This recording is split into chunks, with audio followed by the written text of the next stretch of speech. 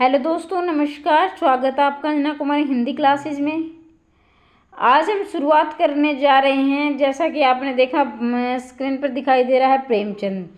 देखिए, हमें 9वीं की जो पाठ्य पुस्तक है क्षितिज भाग 1 या क्षितिज भाग 1 है।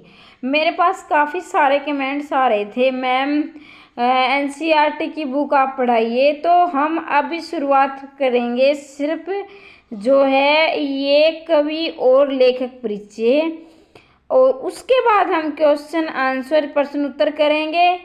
तो देखिए, एनसीईआरटी की जो 9वीं से 12वीं तक की जो बुकें हैं आप सभी जानते हैं, जो पाठ्य पुस्तक हैं, तो वो महत्वपूर्ण रहने वाली है आपके सिलेबस के अकॉर्डिंग। तो आप उन्हें अवश्य करें। एचटेट में जो है काफ़ी योगदान रहा, यानी एस्टेट जो बनता है 9वीं से 12वीं तक के काफ़ी क्वेश्चन बनते हैं इसके अंतर्गत। तो जितना हो सके वीडियो को शेयर कर दिए, क्योंकि ज़्यादा से ज़्यादा इसके अभ्यर्थी फ़ायदा उठा सकें। और वीडियो को लाइक कर दिया करें भाई, और चैनल को सब्सक्राइब कर दें। यह इस चैनल पर निःशुल्क रूप से पूरी एनसीईआरटी और एस्टेट का जितना भी सिलेबस है निःशुल्क रूप से तैयारी करवाई जाएगी। किसी प्रकार का कोई चार्ज आपसे नहीं लिया जाएगा। जो प्रीवियस ईयर पेपर हैं, जो टीजीटी पीजीटी के, वो भी मैंने डाल रखे हैं, उसको भी आप जाकर देख सकते हैं। भाई, मैं लाइव आकर आपके टीजीटी पीजीटी के पेपर करवा रही थी, लेकिन कुछ पेपर ऐसे हैं जो धुंधले हैं। तो आप कमेंट बॉक्स में लिखें कि कौन कौन से पेपर धुंधले हैं, जिनको मैं डिलीट करके दोबारा से करवा दूंगी।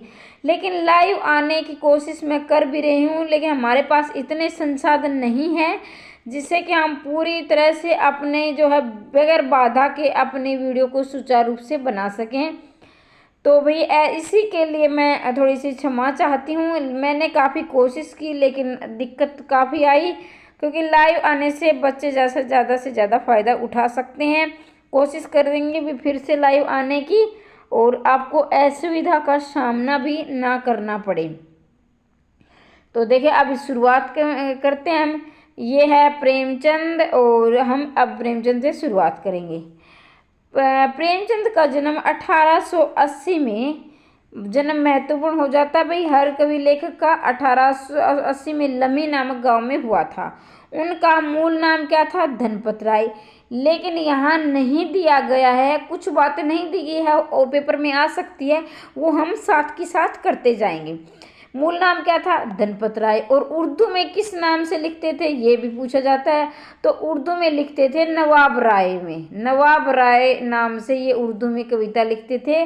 और जो ये मूल नाम था धनपत राय, फिर बाद में जाकर हिंदी में प्रेमचंद नाम से लिखने लगे। प्रेमचंद का बचपन अभाव में बीता और शिक्षा बीए तक ही हो पाई। इन्होंने शिक्षा विभाग में नौकरी की, परंतु असहयोग आंदोलन में सक्रिय भाग लेने के लिए सरकारी नौकरी से त्यागपत्र दे दिया और लेखन कार्य के प्रति पूरी तरह समर्पित हो गए। और 1936 में इनका देहांत हो गया। 1880 बनारस में इनका जन्म हुआ और 1936 में इनकी मृत्यु हो गई। अब आगे बढ़ते हैं। प्रेमचंद की कहानियाँ। देखिए, प्रेमचंद की कहानियाँ किसमें संकलित है? तो आप बोलोगे मानसरोवर में। कितने भागों में है ये ध्यान दीजिए, ये भी आपसे पूछा जा सकता है कि प्रेमचंद की जो मानसरोवर में जो कहानियाँ छपती थी, संकलित थी, वो कितने भागों में? ये देखिए 8 भागों में है। और ये और कौन कौन सी है? देखिए, सेवा सदन है, प्रेमाश्रम है, रंगभूमि है, कायाकल्प, निर्मला, गबन, कर्मभूमि, गोदान। अब देखिए, यहाँ पर इनका जो है कालक्रम नहीं दिया गया है, लेकिन पहले जो एस्टेट बनता था उसमें कालक्रम नहीं आता था। लेकिन अभी जो हाल फिलहाल एस्टेट रहता है वो नेट लेवल का पेपर बनता है। तो आपको एनसीईआरटी से बाहर जाकर भी तैयारी करनी है। तो इसमें अगर कालक्रम पूछा जाता है उसको भी मैं आपको साथ की साथ करवाऊंगी। देखिए, सेवा सदन और ट्रिक के द्वारा सेवा सदन में का हुआ था, सेवा सदन 1918 में। तो देखिए ट्रिक, देखिए सेवा करने के लायक बच्चा कब हो जाता है? 18 साल का। तो सेवा सदन 1918।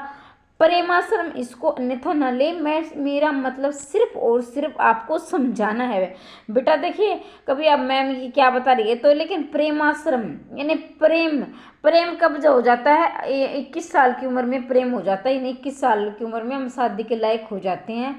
तो सेवा करने के लायक बच्चा हो जाता है 18 का, सेवा सदन 1918, प्रेमाश्रम 1921, रंगभूमि 1925 से। हमें ये जिंदगी एक रंगमंच है और इसमें रंगभूमि, इसमें रंग हम 25 साल की उम्र तक भैया हम ज़्यादातर मैच्योरिटी हमारी आ चुकी होती है। तो रंगभूमि क्या है 1925 है। फिर आता है कायाकल्प। कायाकल्प बताइए 1926 और 25 साल के बाद आपकी काया ही कल्प हो जाती है ना, काया बदल जाती है। ओहो ये ठीक है, ये गलत है, क्या हो जाता है। निर्मला किस लड़की का नाम सोचिए अब। निर्मला 27 साल की हो गई, इससे ये ट्रिक है।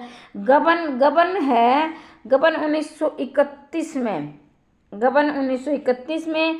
कर्म भूमि बताइए, कर्म भूमि 1932 में। और इसी प्रकार गोदान 1936 में, इनकी मृत्यु भी 1936 में और ये गोदान भी 1936 में।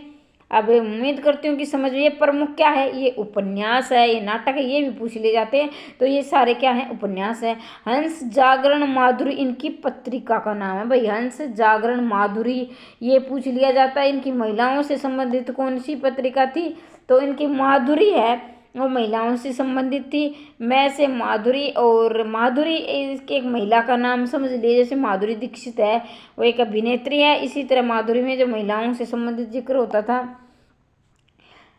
कथा साहित्य क्षेत्र प्रेमचंद ने निबंध में लिखे हैं, कहानियां भी, नाटक भी, उपन्यास भी, सभी विधाओं पर इन्होंने लेखनी चलाई है। आप सभी जानते हैं प्रेमचंद साहित्य को सामाजिक परिवर्तन सशक्त माध्यम मानते थे। उन्होंने जिस गांव शहर के परिवेश को देखा और जिया, अभिव्यक्ति उनकी कथा साहित्य में मिलती है। किसानों और मजदूरों की दयनीय स्थिति, दलितों का शोषण, समाज में स्त्री की दुर्दशा, स्वाधीनता आंदोलन और आदि उनकी रचनाओं के मूल विषय हैं। प्रेमचंद कथा साहित्य के अनुसार बहुत ही व्यापक हैं। उन्होंने मनुष्य की नहीं, पशु पक्षियों की भी आत्मीयता से कविता जो भी इन्हें आत्मीयता से लिखी हैं।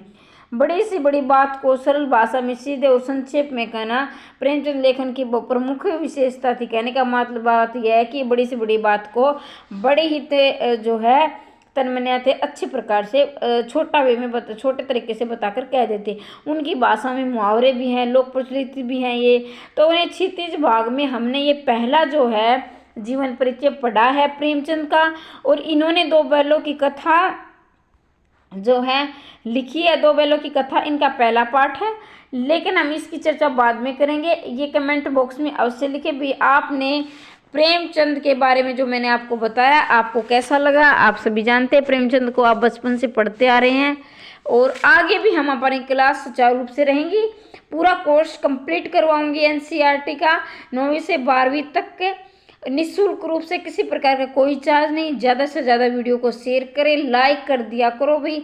और जो भी आपको कैसी वीडियो लगी, क्या सुधार की आवश्यकता है, आपकी टिप्पणी मुझे नेक्स्ट वीडियो बनाने के लिए और एक प्रेरणा स्रोत बनेगी। प्रेरणा आपकी जो है टिप्पणी ही मुझे प्रेरणा देती है और मैं आगे आपके लिए ऐसी ऐसी वीडियो ज्ञानप्रद बनाती रहूँगी।